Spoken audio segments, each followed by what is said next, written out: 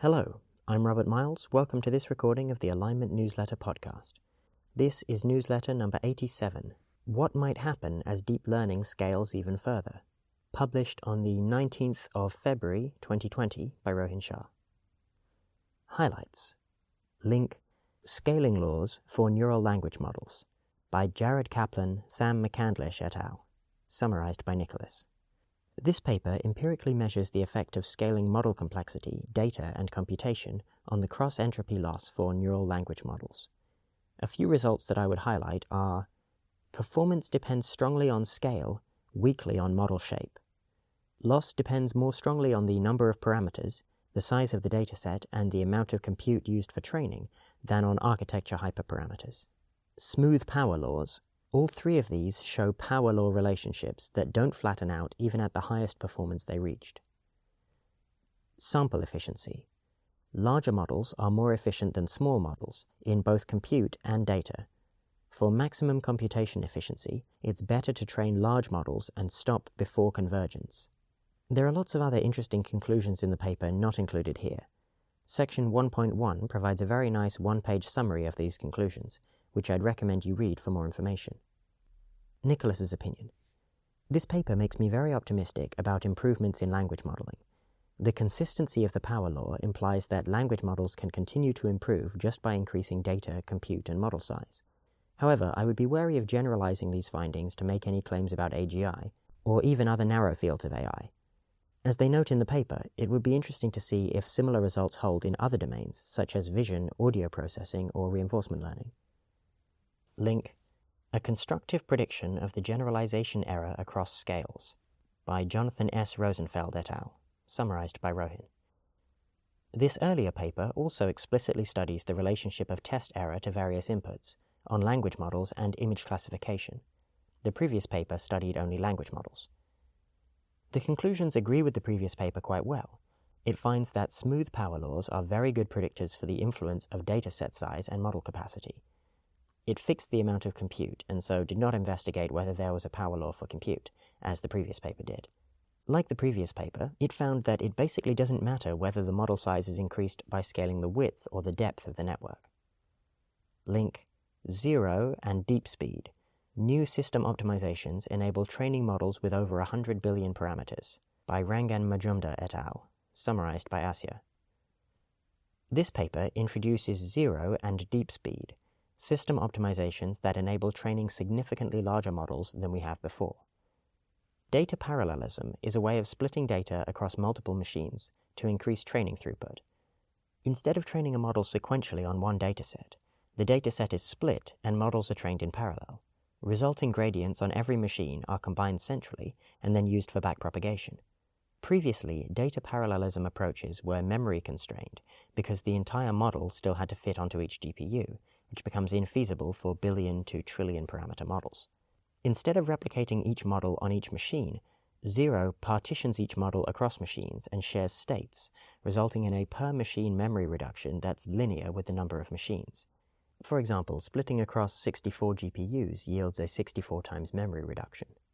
In addition to Zero, Microsoft is releasing Deep Speed, a library which offers Zero as well as several other performance optimizations in an easy-to-use library for PyTorch, a popular open-source machine learning framework. They purport that their library allows for models that are 10 times bigger, up to 5 times faster to train, and up to 5 times cheaper. They use Deep Speed to train a 17 billion parameter language model, which exceeds state-of-the-art results in natural language processing. Asya's opinion. I think this is a significant step in machine learning performance which may not be used heavily until average model sizes in general increase. The technique itself is pretty straightforward, which makes me think that as model sizes increase, there may be lots of similar low-hanging fruit that yield large performance gains. Section Technical AI Alignment. Subsection Learning Human Intent. Link, Meta-inverse reinforcement learning with probabilistic context variables, by Lantao Yu, Tianhe Yu et al., summarized by Sudhanshu.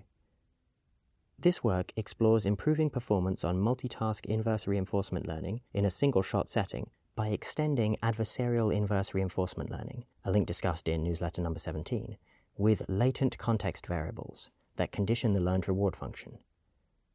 The paper makes two notable contributions. One, it details an algorithm to simultaneously learn a flexible reward function and a conditional policy with competitive few-shot generalization abilities from expert demonstrations of multiple related tasks without task specifications or identifiers. 2. The authors empirically demonstrate strong performance of a policy trained on the inferred reward of a structurally similar task with modified environmental dynamics, claiming that in order to succeed, the agent must correctly infer the underlying goal of the task instead of simply mimicking the demonstration. Sudhanshu's opinion. Since this work integrates ideas from context-based meta-learning, deep latent variable generative models, and maximum entropy inverse reinforcement learning, and covers the relevant mathematics, it is an involved, if rewarding, study into multitask IRL. I'm convinced that this is a big step forward for IRL, but I'd be interested in seeing comparisons on setups that are more complicated. Data efficiency is implied as a desirable quality, and the paper makes a case that they learn from a limited number of demonstrations at meta-test time. However, it does not specify how many demonstrations were required for each task during meta-training. Additionally, for two environments, tens of millions of environment interactions were required, which is entirely infeasible for real systems. Subsection Miscellaneous. Link The Incentives That Shape Behavior by Ryan Carey, Eric Langlois et al. Summarized by Asya. This post and paper introduce a method for analyzing the safety procedures of a system using a causal theory of incentives. Past papers were discussed in newsletters number 49 and 61. An incentive is something an agent must do to best achieve its goals. A control incentive exists when an agent must control some component of its environment in order to maximize its utility, while a response incentive is present when the agent's decision must be causally responsive to some component of its environment. These incentives can be analyzed formally by drawing a causal influence diagram, which represents a decision problem as a graph where each variable depends on the values of its parents. For example, consider the case where a recommender algorithm decides what posts to show to maximize clicks. In the causal influence diagram representing this system, we can include that we have control over the node posts to show, which has a direct effect on the node we want to maximize, clicks. However, posts to show may also have a direct effect on the node influenced user opinions, which itself affects clicks.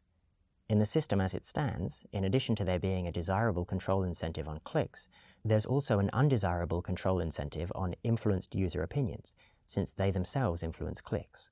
To get rid of the undesirable incentive, we could reward the system for predicted clicks based on a model of the original user opinions, rather than for actual clicks. Asya's opinion. I really like this formalization of incentives, which come up frequently in AI safety work. It seems like some people are already using this framework, as discussed in newsletters 54 and 71, and this seems low cost enough that it's easy to imagine a world where this features in the safety analysis of algorithm designers. This concludes Alignment Newsletter number 87. For more information, you can go to rohinshah.com/alignment-newsletter, where you can find all of the previous newsletters and also a spreadsheet of all of the papers and summaries that have ever been featured. Thank you for listening.